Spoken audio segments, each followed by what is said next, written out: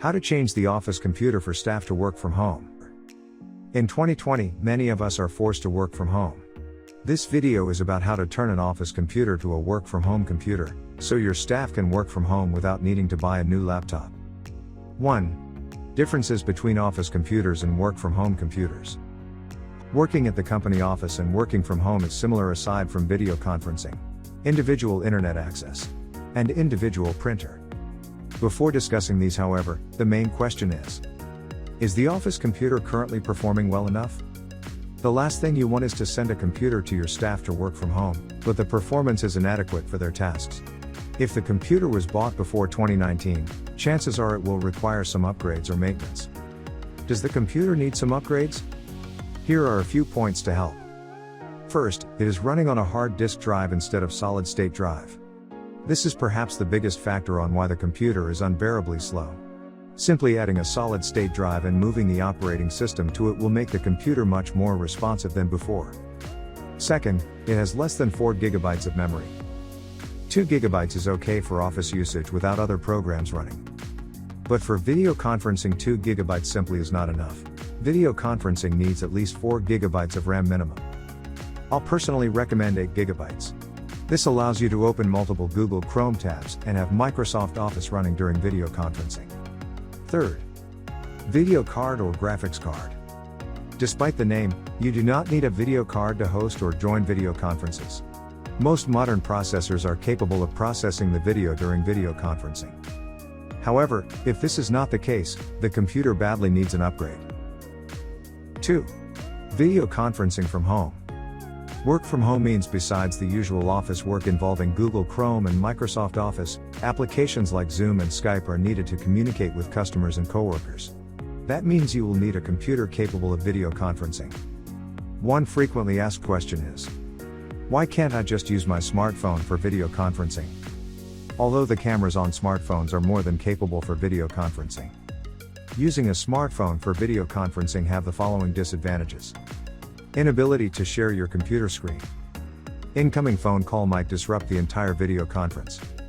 Difficulty viewing another screen during video conferencing. Difficulty taking notes during a video conference. Difficulty monitoring staff activity. And data security concerns. 3. High-speed internet connection. The minimum recommended speed needed to video conference is 4 megabits per second, without other devices connected to the internet. I was doing video calls back in Stream Mix days. Yes, before Unify, and before everyone had smartphones. And even when I upgraded from 2 megabits per second to 4 megabits per second, it still wasn't a reasonable experience. Go for at least a 30 megabits per second Unify plan if you plan to have video calls or video conferencing with clients. Tip: avoid using Wi-Fi or wireless connection. Do you experience stuttering or lag during video conference? While it is normal to have a little delay during video conferences, if you're being cut off and must repeat yourself, it will affect the experience and your company image. Here are several causes. Using the modem supplied by TM. Weak Wi-Fi signal. Weak Wi-Fi receiver. Too much wireless interference at home. Solution: using a wired connection will most likely solve all the problems. 4. Webcam. For video calls with your customers or clients, I recommend getting at least a 720p Logitech webcam. Your staff will look professional on camera, and Logitech provides additional features in their software such as lighting adjustments, camera angles, and controls for zooming in and out. 5. Headphones and microphones. Personally, I am using the Logitech G430 headphones. It is not ideal for business calls because it has the gamer look which may appear unprofessional. But there were not many options for mics with noise cancellation back then. Mics with noise cancellation significantly improved the video call audio quality for your audience because noise cancelling microphone eliminates unwanted background noises. Now the new model G433 from Logitech looks more suitable for business use, and it has noise cancellation. So, I recommend it for a premium video conference experience. Why I don't recommend using speakers. Your audience will be hearing you twice, like an echo, but much worse, which will seriously impact the video conference experience. Here's an example of how it sounds when someone is using speakers instead of headphones during a video call. Computers and other IT hardware eventually become obsolete and affects employee productivity. Additional microphones are optional. You do not need a microphone if you are using good headphones. But if you need a high quality mic without spending too much, I will recommend the BM800 condenser mic. 6. Printer. Do we need to buy printers for staff to work from home? When MCO started, I was reluctant to get a printer for myself at home. I am so used to the office printer, which prints fast, has a photocopy feature and duplex printing.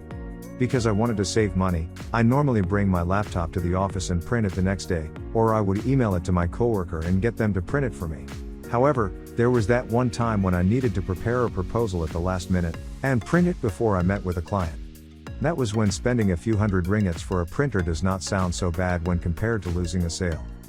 And yes, I bought a printer that same day. So, do you need to get a printer for every staff who is working from home? The short answer, it depends. If your staff is involved with meeting clients, customers or suppliers, the answer is probably yes. If your staff is only interacting with coworkers, you might want to skip buying the printer. What printer should I buy? Forget about inkjet printers. The operating cost is simply too high and does not make sense. You'll be paying more for the ink than what you fork out for a proper laser printer. Besides, your clients will be able to tell if you printed your business proposal with an inkjet printer. Get a laser printer for business or work purposes.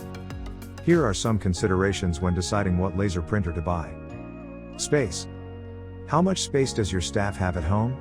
A full-feature laser printer occupies a lot of space, and might not fit in every staff's home. Color printing. A color laser printer is more costly. Unless the staff needs to print colored materials and present to clients, most of the time a monochrome printer will do. Photocopy. How likely is the staff going to need photocopying or scanning documents? Duplex printing. Does your staff need to print on both sides of the paper? At the time of writing this guide, August 29, 2020, our Prime Minister just announced MCO will be extended to 31st of December 2020. This means more and more companies will be seeking options for staff to work from home. I've helped Malaysian businesses and corporations transition smoothly to a work-from-home workforce. If you would like a more mobile and productive workforce without the hiccups or trial and error, here's how you can get started.